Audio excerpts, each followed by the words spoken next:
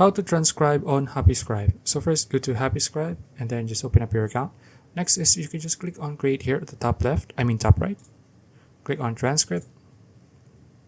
From there, you can just click on choose files to upload your file. So I'll just upload mine.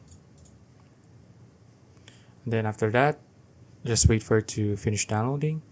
And then once it says done, you can just select your language here. And then if you want to add translations, you can do that as well. And then if you want to customize, you can do that as well here.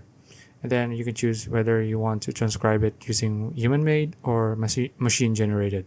So just click on create next.